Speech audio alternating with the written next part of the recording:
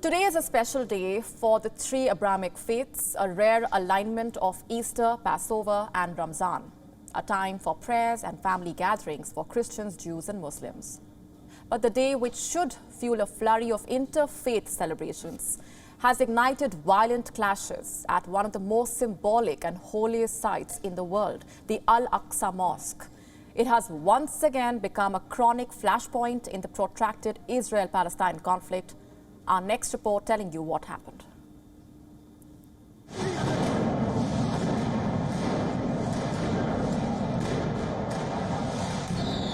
These are the scenes from inside Jerusalem's Aqsa Mosque on the first Friday of Ramzan. Tens of thousands of Muslims gathered for early morning prayers. The Israel security forces entered the mosque compound and violent clashes followed. Stones pelted, rubber bullets fired, even grenades were thrown. The clashes, which began at around 5:30 a.m. local time, lasted for more than 3 hours.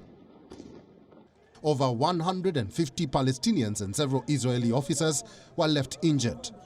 This marks the first face-off in the area since the start of Ramzan. Like every story, this too has two different versions. Israeli police say dozens of masked men marched into the mosque setting off fireworks. Witnesses say Palestinians threw stones at Israeli forces first, while the Palestinians say the Israeli forces tried to empty the compound. The police allegedly attacked the mosque staff and people who came to pray.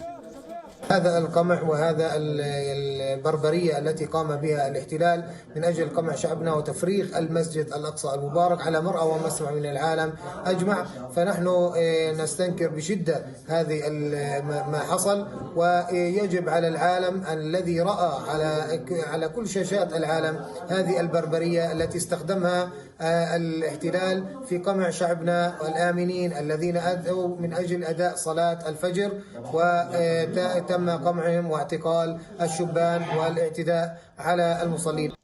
The Palestinian Prisoners Club reports that around 400 people were arrested after the clashes. What explains this spate of violence? There isn't one single reason. A lot of factors are at play. The first is that this is a holy month. 3 religious festivals are overlapping: Ramzan, Easter and Passover, the holiest festivals for Muslims, Christians and Jews. Each year around this time, tensions flare up. There are processions, which turn into clashes and eventually lead to violence. This played out in 2021 and the year before. This time around, things are no different. The second reason is policing tactics. Several roads in Palestinian territories are being closely guarded by Israeli police. Israel says this is only for security purposes, to keep a check on religious processions. The Palestinians don't agree. They consider this bullying, a way to curb religious expression. Several Palestinians complain that the security checks are stopping them from offering prayers on time. I arrived to the checkpoint with my sister and other women. They let my sister in. They said, "You have to return. You won't be allowed in." Why? They said, "Just go back. I have been waiting here for 2 hours. I don't know why."